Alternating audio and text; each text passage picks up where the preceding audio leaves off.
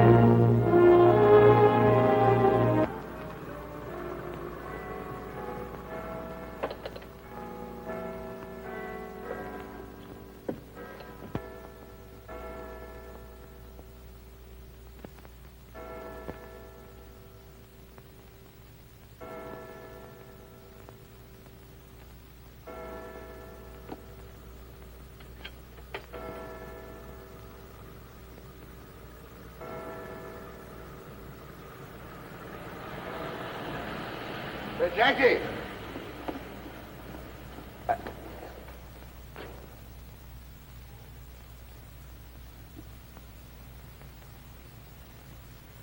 My hat!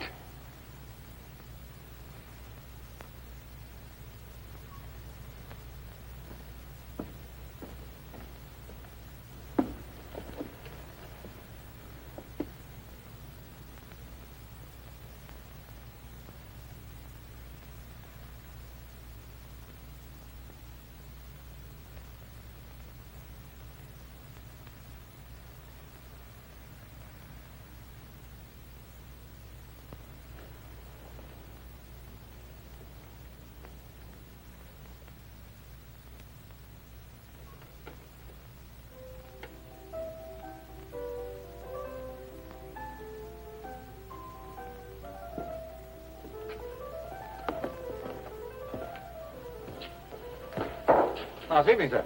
Very nice indeed. Very nice, officer. Any trouble, sir? Not locked out by any chance? Yes. No, not exactly. Bell not working, perhaps? Oh, yes, I think so. But the piano upstairs, you know.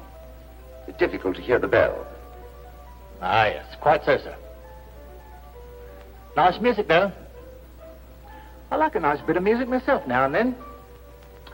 Well, good night, sir. Good night.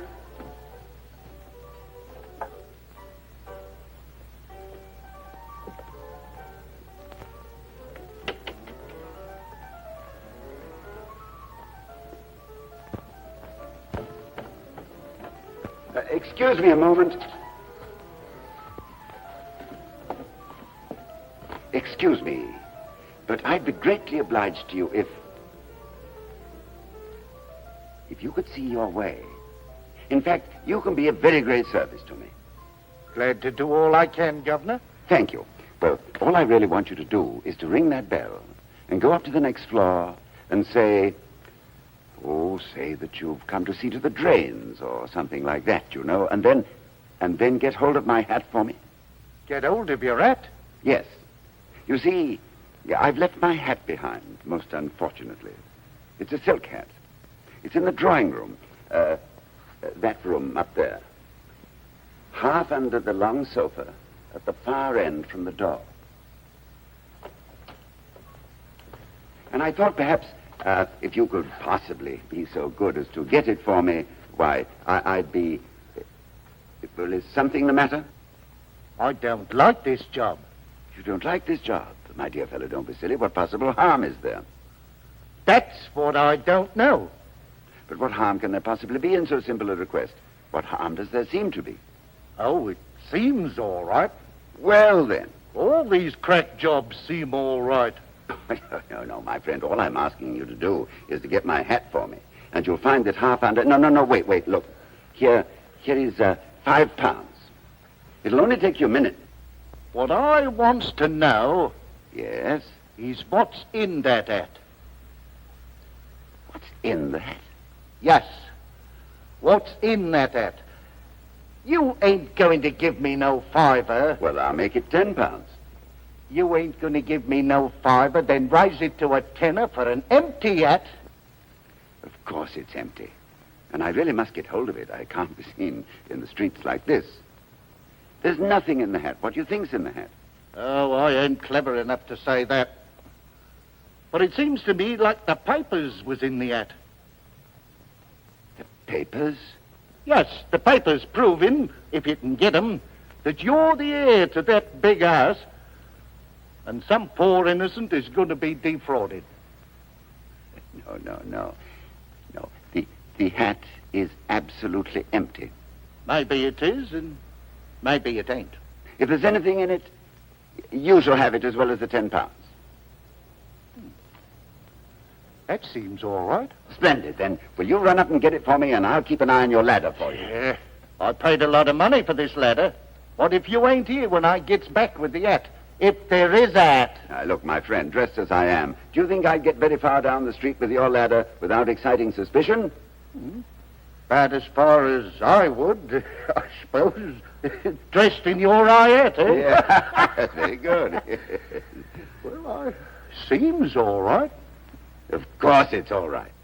Seems all right to me. Seems all right to you. But it's the police what you and me have got to think of. Would it seem all right to them? Oh, for heaven's sake. Ah. Look, my friend, I don't think you quite understand. No, for goodness sake, don't go. I got you there, Governor. No, don't go.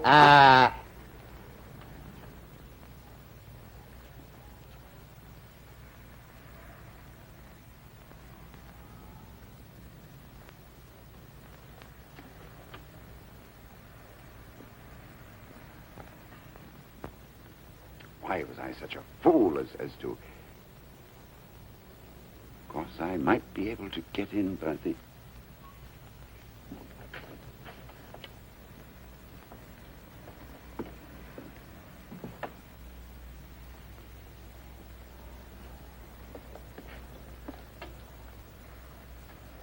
Oh, I do beg your pardon.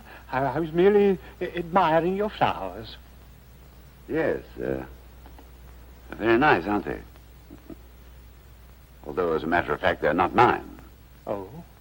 No, they belong to the lady who owns this house. Oh, I see. Very, very tasteful display. Forgive my asking, and I hope you won't think I'm taking advantage of a very short acquaintance, but you're a man of taste, and I have a problem. A problem? Oh. As you see, I am without a hat. Quite right, sir. And I should be extremely obliged if you'd be so very good as to get it for me. It's very kind of you, sir. Oh, not at all. It's very kind of you. I left it in the drawing room of this house. Yes, of course. You'll find it half under the long sofa at the far end of the room. Half under the long sofa at the far end of the room. That's it, exactly. Thank you so much. I'll be immensely obliged to you. Not at all, not at all. Only... Just say that you come to wind the clocks. Oh, sir, I don't think I'm very good at winding clocks. Oh, don't let that disturb you for a moment. Just stand in front of the clock and fool about with it. You know, that's all they ever do. Oh, yes, I must warn you. There's a lady in the room. Oh. But that's all right. That doesn't matter. Pay no attention. Just walk right past her, right up to the clock. But I don't think, that is, if you don't mind, as there's someone there... She's quite young. She likes flowers. And she's very, very beautiful. Oh, in that case, I'm afraid that there is... I don't want you to misunderstand me. Naturally, I wouldn't expect you to perform such a service for me without some kind of a reward. Oh, that's quite all right, sir. So, may I suggest a slight token of my gratitude? Say, £10? £10, sir? Oh, that would never do. You see, there's Madge to think of. Madge? My wife, sir. In a manner of speaking, Madge is the treasurer of the family. And she'd want to know how I came by the £10. It's very simple. Just tell her the truth. She'd never believe that. Well, then, tell her you won it in a football pool at the office. Or perhaps at the races. No. That would never do. That would never do. Much worse. Madge doesn't approve of gambling. Not at all. Not at all. That does complicate matters, doesn't it? I have it. May I presume to ask you to get my hat for me, just as a favor? Yes, that would be much better, sir. Splendid, splendid. Yes, now then, you say under the far sofa at the long end of the room. Yeah, no. Under the long sofa at the far end. The long sofa at the far end, yes. Oh, and when that is, I mean to say, if the beautiful young lady, should ask me anything, I'm to say I'm there to wind the clocks. That's right. That's it exactly. Now, ring the bell. Ring the bell. Wind the clocks. Wind the clocks. Oh dear, it's rather later than I thought. I'll miss my bus. Oh, it'll only take a minute. But then I shall miss my bus. I'll never be able to explain that to Madge. I'm terribly sorry. Perhaps another time, sir. Good night, and thank you so much. Good night.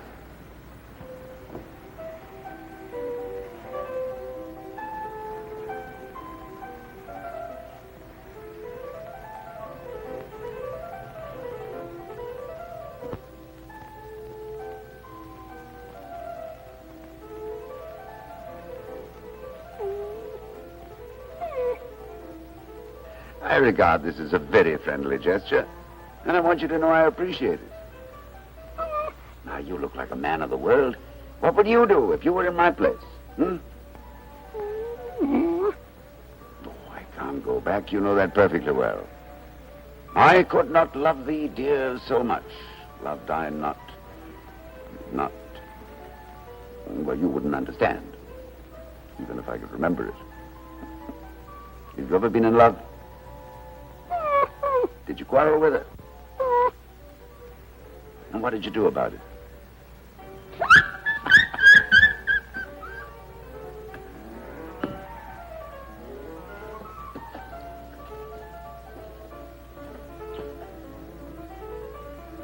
Mozart's Sonata in C major. Yes.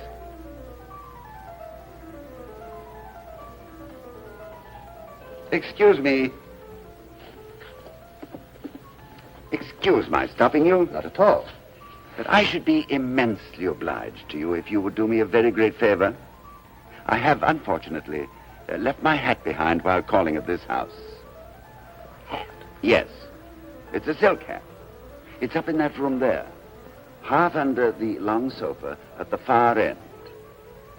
And I thought if you could possibly pretend you've come to tune the piano and then get my hat for me, I should be immensely grateful to you. Get hold of your hat. Yes.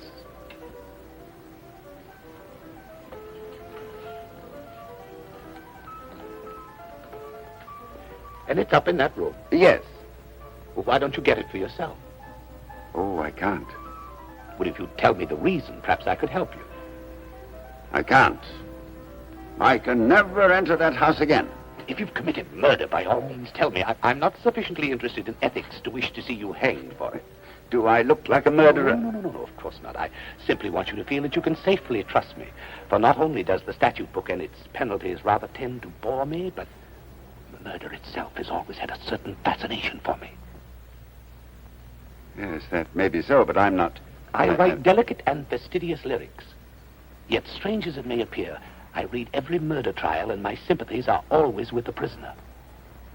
Well, that's all very well, but you see, I'm not a murderer. What have you done?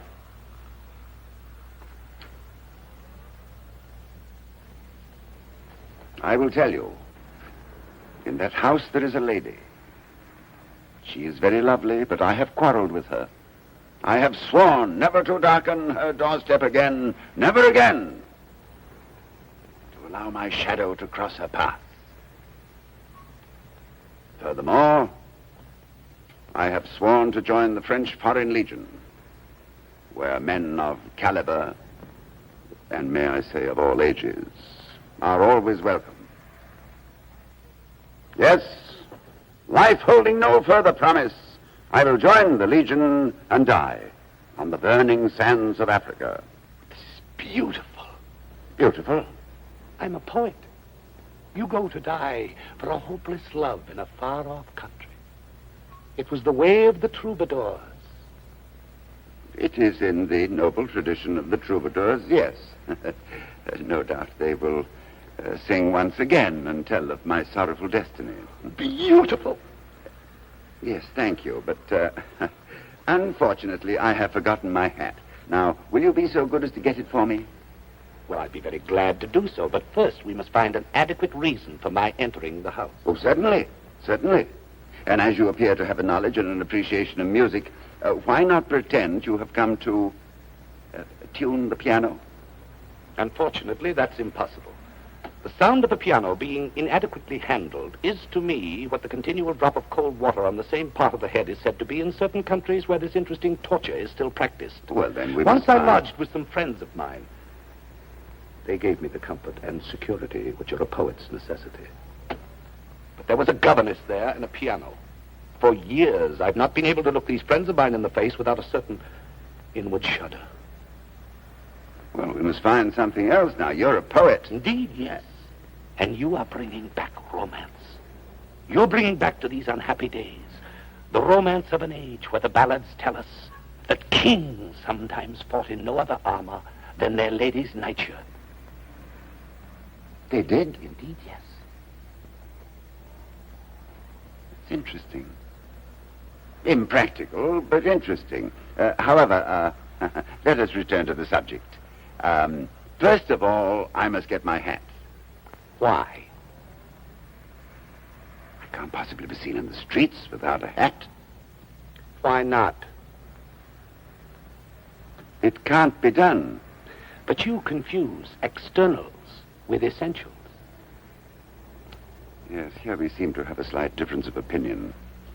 I don't know what you call essentials, but being decently dressed in London is pretty essential to me. A hat is not one of the essential things of life. I don't want to appear rude, but my hat isn't quite like yours.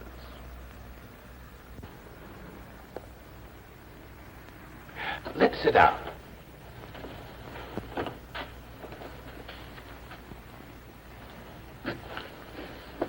Let's talk of things that really matter.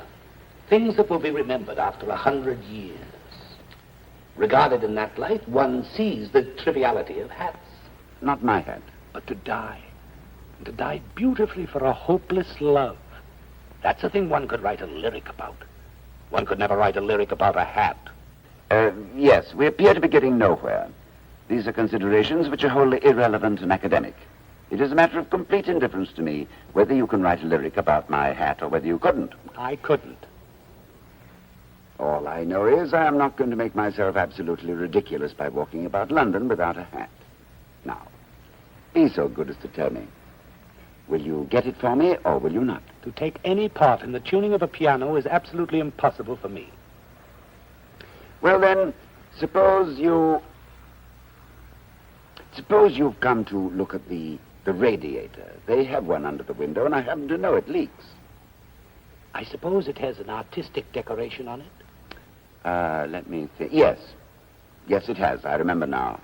Sort of scroll work, a kind of floral design, I suppose Then you'd I call it. decline to look at it or go anywhere near it. I know these decorations in cast iron. Oh, but this one's quite I once saw unobtrusive. a pot-bellied Egyptian god named Bis. Bis? And he was meant to be ugly, but he was nowhere near as ugly as these decorations which the 20th century makes with machinery. Yes, but this What design... has a plumber got to do with art that he should dare to attempt decoration? I wouldn't know. But if you can't look at a radiator or touch a piano... I refuse to look at ugly things or listen to ugly noises. If you can think of any reasonable plan, I don't mind helping you. Why can't you think of a plan? If you're a poet, thinking's rather in your line. If I could bring myself to contemplate so absurd a thing as a hat for any length of time, no doubt I'd be able to think of a plan. But the very triviality of the theme makes it impossible. Well, I'll have to get it myself. No, for heaven's sake, don't do that. Think what it means. Oh, I know it'll seem absurd, but not so absurd as walking about London without a hat. Oh, I don't mean that. You'll forgive each other, you'll marry her, and have a family of noisy, sniveling children like everyone else. I will not marry her. And I see no reason for my children to be either noisy or sniveling. Romance will be dead. No, don't go back inside that house. Go buy yourself a gun, a sword, a bayonet or something, and join the Foreign Legion. But don't go back. You surely don't expect me to join the Foreign Legion without a hat. What is a hat? Would you sacrifice a beautiful doom for a hat? Well, Think of your bones, neglected and forgotten, lying forlornly because of a hopeless love on endless golden sands. Lying forlorn, as Keats said, forlorn in Africa, the careless Bedouin going past by day. At night, the lions roar, the grievous voice of the desert. Of course, I don't think you will find any lions in that part of Africa. And as for the Bedouins, I've been told that they're oldest and purest stock in the Arabic race. You cannot lightly dismiss them as being careless. What of that? You won't be remembered by geography or statistics, but by golden-mouthed romance. And that is how romance sees Africa. Well, in any case, I'm going to get my hat first. Think. If you enter by that door, you will never die in a far-off, lonely land, and she will never weep for your beautiful doom. Weep? Yes, that's true. She may be unhappy about it for years. She may even fade away and die of a broken heart. No, I will comfort her. No, I'm hanged if you do. If she needs any comforting, I see no reason why you should be the one to... No, I'm hanged if you Oh, do. calm yourself. I don't mean that Well, way. then, what on earth do you mean? I will make songs about your beautiful death. Glad songs and sad songs. I will thank you not to anticipate with such relish my beautiful death. I will also make legends about your lonely bones. And if you will take fewer liberties with my lonely bones... And then one day I will read them to her in the desert by an oasis, and perhaps she will weep a little. Just a moment. First of all, I'm not aware that you've ever been introduced to her. Secondly, you seem to be in a very great hurry to get a Zulu spear into me. In any case, I'm going to get my hat first. I appeal to you. I appeal in the ancient holy name of romance. Do not ring that bell.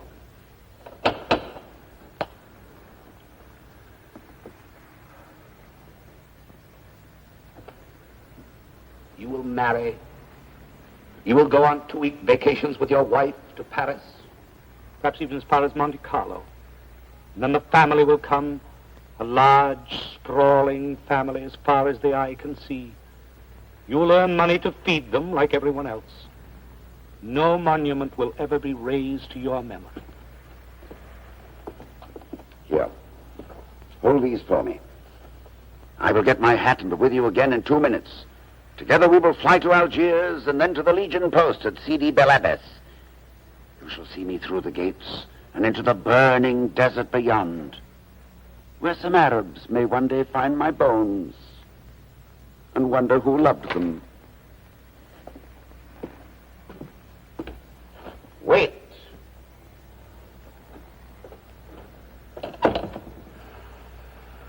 Let there be graven in brass upon this house. Romance was born again here out of due time and died young. Anything wrong here? Everything's wrong. They're going to kill romance. This gentleman don't seem quite right somehow. There's none of them quite right today.